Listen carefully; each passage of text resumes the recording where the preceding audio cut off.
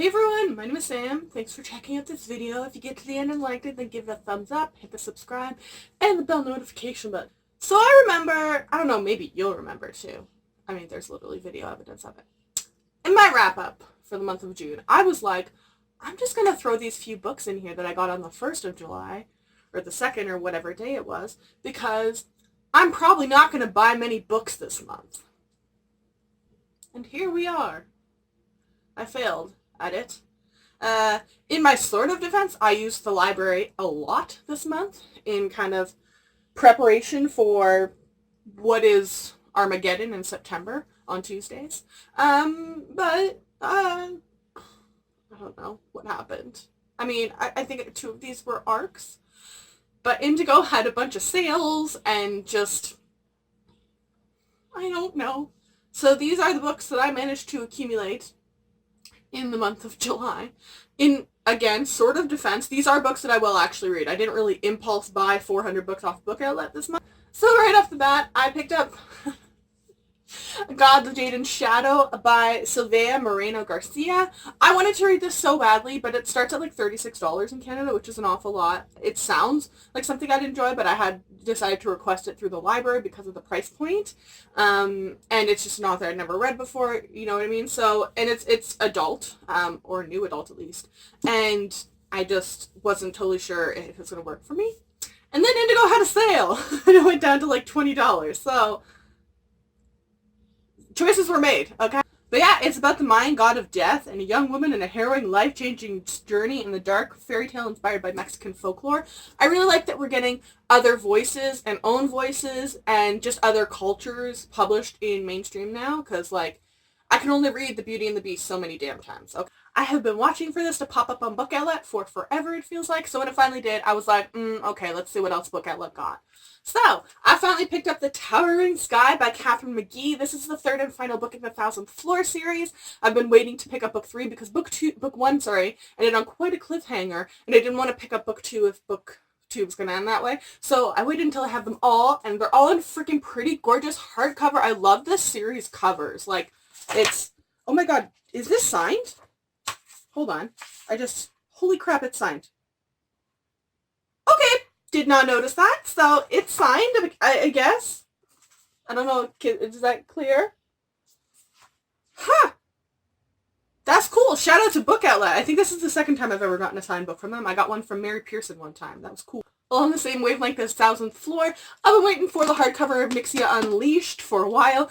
I even went to bookstores, to like Indigo chapters, to pick it up, and they didn't have it in stock anymore, and so they didn't carry it in store anymore. And I was disappointed. So, yeah, okay, I need to check now all of them to make sure they're all signed. No, okay, this one I said. But this is the sequel to Nixia. Nixia was a really surprise in sci-fi for me, and I will watch for, I think it's Nixia Unloaded or Unlimited, whatever the 3rd book is, because that's out now. And I want to try and get to them ASAP because he has a new book coming out, a new series coming out in January, I think it is, called Ashlords, and the cover looks really dope. I really want to read it. I went against my general rule to not buy the sequel to a book unless you haven't read at least the first in the series. But I picked up The Secrets of Winter House, by Ben Gutterson. I have the first book, and I bought it, like, relatively recently in May, and, like, it just looks like an adorable middle grade that I'm gonna enjoy. And then the sequel was on there, and, like, they are, like, $23, which is kind of the highest price point for a middle grade in Canada. So I was like, I'm gonna get it on Book Outlet. And they have, like, these beautiful end pages. And just like the first book, if you look kind of up close, and then you lift the dust jacket, the under dust jacket, all these people are what the cutouts on the dust jacket are for. So I'm really excited. I know there's one more, so I'm going to kind of watch for that one, and then I want to read The Winter House starting this winter for sure. Once again, been waiting for a while. The regular price point is kind of high for my taste in Canada, but I finally found The Dark Deep, and of course there's a sticker on it. And there's a special place now for people who put unpeelable easy stickers on covers. But yeah, so Ali Connie and Brendan Wright. I have heard some pretty decent things about this, actually. So I'm just checking all the covers now. I'm just really, really excited to give this a go. Hopefully I can do it around Halloween time. I've spoken about this before on this channel. I finally got a copy of Jane Unlimited by Kristen Kishore. I actually read this book from the library because I saw such mixed reviews. And having read the book, I now understand why there's very mixed reviews. I adored this book, though. It's a book that literally, I think the only genre not included in this is horror. And it's insane how many genres she crammed into one book. It's weird, and I loved it. So I was waiting for the paperback to come out. I detested they did a paperback cover change. I do not like the paperback cover, so I went back to the shiny, glossy cover. And yeah, I don't know if this will show up on the screen, but so Kristen Couture is written here, and then upside down is June Unlimited, and it's like that on the under dust jacket as well. And then the dust jacket has a little umbrella too. It's not signed. I already checked on this one. It actually makes sense, having now read the book, why it's upside down. Yeah. Oh my god, pages lift. Thank you. And I don't remember specifically why umbrella. I'm trying to remember, because the umbrella is used for the table of contents as well. I remember that, but I'm trying to remember why the umbrella. Maybe I'll have to reread it soon. So I like sort of picked these books up. They were like in a for free to go pile at the library. I browsed through and I was like, maybe I'll read these. So I'm still hesitant, sitting on the fence on if I'm going to keep them or read them or not. But The Bitter Side of Sweet by Tara Sullivan, which is about working in the cocoa industry, which is kind of a particularly interesting industry, I feel like, to talk about. I had to read a book in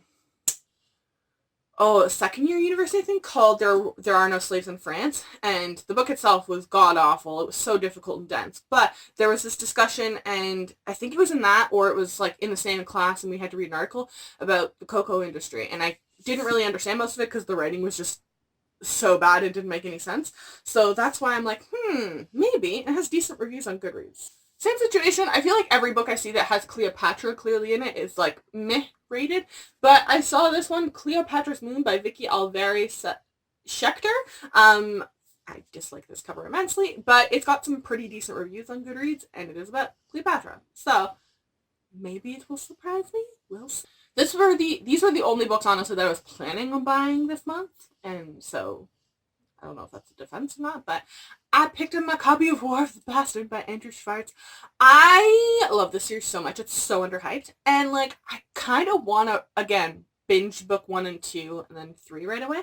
Maybe I'll do that, like, for the rest of, like, the month of this year, is pick at least one series that I'm going to, like, binge. Like, not obviously Outlander size, but, like, a trilogy or a duology. I feel like, and to get me to finish it. So, like, I have this one, I have The Thousandth Floor, I have Catherine Arden series I have to do still to read the last one. I don't think I've read Queenslayer. Oh, that's a bigger series by Sebastian de Castel. That's the only second book. Yeah, feel like that's a good idea, actually. Also, the copy of My Lord and Savior's new release, Deviate, showed up. I still haven't read the arc, and it's just because I keep hearing from people of like, oh, it hurt, and I'm like, oh, great. Yeah, that sounds like J. Kristoff. So, I don't know what to do, if I should read it. Maybe once we have a release date for the third book, maybe. I don't know. I'm gonna read Aurora Rising soon. I'm waiting for my library copy to show up, but like, I don't know. But yeah, Deviates here. It's the sequel to Lifelike, and Lifelike hurt my soul anyways, so he just does that a lot. So these are kind of just random impulse purchases, but I picked up The Rise of Kyoshi by F.C. Yi. So I never really watched Avatar: The Last Airbender as a cartoon show, like, vividly. However, I had 2 younger brothers who I got forced just by being in the same house to watch a lot of shows that I technically didn't watch, but watched, and I can tell you in detail about them. Avatar: The Last Airbender was one of them. Doctor Who was another one of them that I was like, I don't want to watch this stuff. And then, like, I grew up and I'm into this. So The Rise of Kyoshi is with the Avatar co-creator, Michael Dante DiMartino. I'm kind of curious to see where this goes. Maybe I'll get back into, like, watching the series, but, like, the cover, I really like this cover, and the under dust jacket is very pretty. That was, like, the deal when I went into the bookstore and they actually had it, and then I lifted the under dust jacket and I was like, crap, I have to buy. So I picked this up, and it's a standalone, at least as of now, that I've seen. So I feel like it's okay. It's not getting into another massive new series. And on the same trip, I picked up The Oddmire by William Ritter. This is book 1 in this new series, The Changeling. It's a middle grade. I bit the bullet. Yeah, it's a higher price point in Canada. It's $25 for a middle grade. Calm yourselves, publishers. The only reason I did this is because of how much I love Jacoby and how much really good reviews I've heard from it. However, I think what really pisses me off is it's $16.95 in the United States. I don't know what currency exchange system y'all are using, but Canada's dollar isn't that low, okay? Just hi, I'll do this for you if you really need it. Because I've just had enough of that crap. And that is why people pirate. And yeah, my friend Melanie read it and freaking loved it. I love the Jacoby series. I know it's supposed to have a single mother in there, which my friend really liked how that was portrayed. So I'm really excited to read this, hopefully next. I also got the Indigo book box this month, which was for Wilder Girl by Rory Power. This is supposed to be like a feminist Lord of the Flies. I've heard really good reviews for it. I couldn't find ARCs for it anywhere at any library conference or anything like that. Someone said one. They're like, oh, I think I saw one, but someone like lunge grabbed it when they saw it, and I think that was the only one I saw. And I was like, cool, that sounds about right. I really love the rose gold on the green too. That's like gorgeous. And I'm hoping to read this probably in October, just because it's supposed to be like a bit of a dystopian, and I feel like October and November are kind of the seasons here that match up with that. Okay, there's like a mini story behind this. So like I request ARCs through my work as a librarian all the time. The majority of the time we get just never hear from the publishers or the distributors, or we get a lot of just hard no's. And I feel like it angers, like, it's not like the getting no thing really angers me. It's the no, and then when the book is 6 months since released, they dump all the ARCs at conferences or start sending them unsolicited to us, and it's the books that they rejected us for. So we've already had to buy the book. We've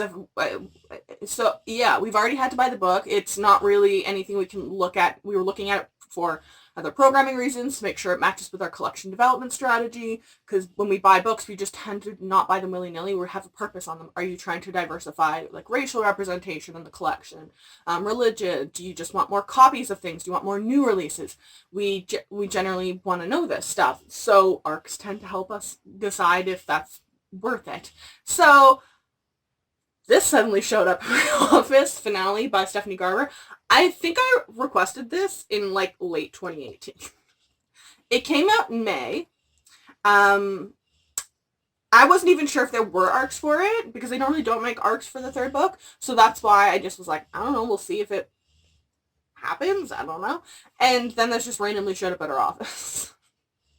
So I was like, cool, this came out like months ago. I'm going to keep this, I think, because I really do love this series. It'd be cool if I could find the ARCs for the first two. But I just thought that was like, they didn't send this to me as like a booktuber. It was sent to my work as a librarian. Like, what am I going to do with an ARC for a book that's been released already? Like, what? It's a sequel too. I have to, if I'm going to give it away for freebies or whatever for like First Nations community reserves, whatever, you can't give them book 3 in a series. You have to get book 1 and 2, right? So like, it's just, yeah. But I have an ARC of Finale now. So I 100% bought this book just off the title alone. Not even kidding. The Girl Who Can Move Shit With Her Mind by Jackson Ford. It sounds a lot like the Rook kind of style of book. I'm dead serious. I bought this because of the title. It has some pretty decent reviews on Goodreads too, but like, I saw the title and literally picked it up and then checked Goodreads after I had already bought it. So like, for Tegan Frost, shit just got real. She's having a hard time keeping it together. She has telekinetic powers, and then there's like a murder mystery, and like she has to clear people's names. It sounds like The Rook meets Veronica Mars, and I'm kind of here for it. And the cover is just bad too, but like in a laughing way, like in a really funny way. And then the title, like, I'm just really excited to read this book, hopefully like really, really soon. I put my pre-order in for All the Bad Apples on Book Depository, but it's kind of weird to like just request one book off Book Depository, especially. I thought they would like consolidate all the releases and then send them all in one package. That was my logic. Apparently they don't do that, or at least not with pre-orders. All the Bad Apples comes out August 1st, but I ordered this and they sent it right away. So The Toymakers by Robert Dinsdale. The Emporium opens with the first frost of winter. While the Great War wages on across Europe, there's a place of hope and enchantment at the heart of London. The Emporium sells toys that capture the imagination of children and adults alike. Patchwork dogs that see themselves alive, toy boxes with bigger insides than outsides, and soldiers that can fight battles on their own. Into this family business comes young Kathy Rye, running away from a shameful past. But Kathy is about to discover that the Emporium has secrets of its own. It sounded a little bit to me like Between Both Worlds and Oh my god, what is the Dollmaker of Krakow, but like a less darker version and set in England instead of Austria, or not Austria, Poland. So it has, again, relatively decent reviews online. I've never heard of it before, but the cover is again what really drew me. I've been finding a lot of those like random covers on Book Depository. I'm like, maybe. So I'm gonna read this in winter just because of the snow and everything on here, and that's 10 to when I read historical fiction related stuff. And lastly, the last thing I ordered in my book outlet order was Lodestar by Shannon Messenger. I've been waiting impatiently, really, for the Keeper of Velocities books to pop up in paperback on there, and I have almost all of them now. I have Keeper of Velocities, Exile. I'm missing book 3. I have book 4, 5 is this one. I have book 6, and then I just have to wait for book 7 to come out, and then wait for that to come out in paperback. And then I think I'll have them all, which is awesome. And I just love this series. It's really whimsical, and I just read Exile last week, and it's wonderful. So that is the amount of books I managed to accumulate in the month, where I wasn't going to buy many books this month. I failed, and I'm terrified of what September holds now, because if this was my controlled month, I'm proud that I only bought books that I know I'm going to read, though, and I have been waiting for them, like, for a while now, and so I feel like I'm getting a bit more controlled in that. And again, I use the library a lot this month. I feel like I was there every other day picking up holds and dropping holds off. And I've been getting more into graphic novels using the library that way too, which is awesome because graphic novels can be quite expensive in Canada. So that is this week's video. I will take the time and link all these books in the description down below. I will also link all of my social media. If you follow me, I will follow you back.